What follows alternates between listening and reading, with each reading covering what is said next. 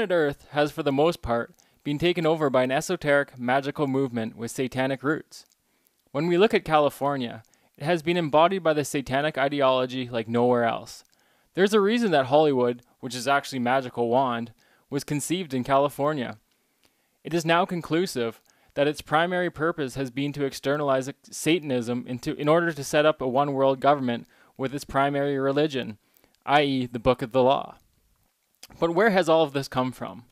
I'm about to let you in on the virtually unknown secret of Satanic California. Place to start is with Helena Blavatsky. Blavatsky, a pupil of Aleister Crowley, was an occultist, spiritual medium, and author who co-founded the Theosophical Society in 1875. She gained an international following as the leading theoretician of Theosophy, the esoteric movement that society promoted. Born into an aristocratic Russian-German family, and I have to add that throughout my research it is now conclusive that the breeding grounds of the whole occultic takeover is largely from Germany and from aristocrats. But Blavatsky traveled widely around the Russian Empire as a child. Largely self-educated, she developed an interest in Western esotericism during her teenage years. According to her later claims, in 1849 she embarked on a series of world travels visiting Europe and the Americas, and India. She alleged that during this period she encountered a group of spiritual adepts, the Masters of Ancient Wisdom. It is very important to hone in on this last sentence, the Masters of Ancient Wisdom, because this is ultimately who the occultists are talking with when they gain their knowledge through astral projection. Some have called them the Great White Brotherhood, while others have called them the Society of the Elect. Regardless of what you want to call them, this is who I truly believe the fallen angels to be. And it seems like people like Helena Blavatsky, Aleister Crowley, Francis Bacon, aka the ultimate elite occultists, have figured out a way to transcend their minds or spirits into this different fabric of existence where the Masters of Ancient Wisdom live. Regardless, the likes of Helena Blavatsky traveled around the world, seemingly getting the aristocratic elite on the same page.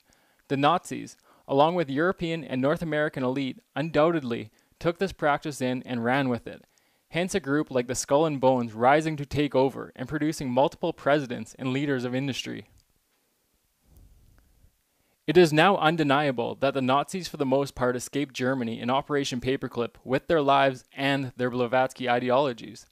Unknown to most people is that within Blavatsky's writings, and through apparent communication with the Masters of Ancient Wisdom, she was informed about the 7 evolutions of humanity, aka the root race, hence writing their secret doctrine. The first root race was ethereal, i.e. they were composed of etheric matter. They reproduced by dividing like amoeba. This is undoubtedly where Charles Darwin's natural evolution comes from. And as you will later read, this ideology is where his cousin Francis Galton's principle of eugenics comes from. The second root race, Hyperborean, was colored golden yellow. This kind of sounds like The Simpsons. Hyperborea included what is now northern Canada, Greenland, Iceland, Scandinavia, northern Asia, and Kamchatka. The climate was tropical because Earth had not yet developed an axial tilt. The esoteric name of their continent is Plashka. They called themselves the Kampershas. They reproduced by budding. The third root race, Lemurian, was black and existed in a large part of what is now the Indian Ocean, including Australia and extending into the South Pacific Ocean. Its last remnants are the Australian continent, the island of New Guinea, and the island of Madagascar. Lemuria sank gradually and was eventually destroyed by incessantly erupting volcanoes. According to the traditional theosophy, the Lemurian root race began 34.5 million years ago, in the middle of what is now believed to be the Jurassic. Thus, the people of Lemuria coexisted with the dinosaurs. The Lemurian race was much taller and bigger than our current race. The first 3 subraces of the Lemurians reproduced by laying eggs, but the 4th subrace, began 16.5 million years ago, began to reproduce like modern humans. As Lemuria was slowly submerged due to volcanic eruptions, the Lemurians colonized the area surrounding Lemuria, i.e. Africa, southern India, and East Indies. The 4th root race was Atlantean. After they arose in Africa, they left Africa and colonized the continent of Atlantis. The esoteric name of Atlantis is Kusha. The Atlantean root race had Mongolian features. They began with bronze skin and gradually evolved into red American Indian, brown Malayan, and yellow Mongolian races, because some Atlanteans eventually migrated to the Americas and Asia. During the long period of time when Atlantis was ruled by the Toltecs, aka the ancestors of the Amerindians, the civilization of Atlantis was at its height. This was the period between about 1,900,000 years ago, called the Golden Age of Atlantis. The Atlanteans had many luxuries and conveniences. Their capital city was called the City of Golden Gates. At its height, it had 2 million inhabitants. There were extensive aqueducts leading into the city from the mountain lake. The Atlanteans had airships powered by the Vril that could seat up to 8 people. The economic system was socialist, like the one of the Incas. Atlanteans were the first to develop organized warfare. The military deployed Vril-powered airships that contained 50 to 100 fighting men. These air battleships deployed poison gas bombs. The infantry fired upon tipped arrows.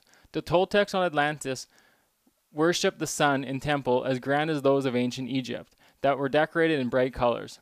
The sacred word used in meditation was Tao. This was the equivalent of the Orion sacred word Om. As noted above, the Toltecs colonized all of North America and South America, and thus became the people we all know of Amerindians. The downfall of Atlantis started when some of the Toltecs began to practice black magic, about 850,000 BC. Corrupted by the dragon Thevatat, remembered as Devadatta, the opponent of Buddha, the people began to become selfish and materialistic. Soon thereafter, the Turanians, the ancestors of the people we know as the Turic peoples, became dominant in much of Atlantis.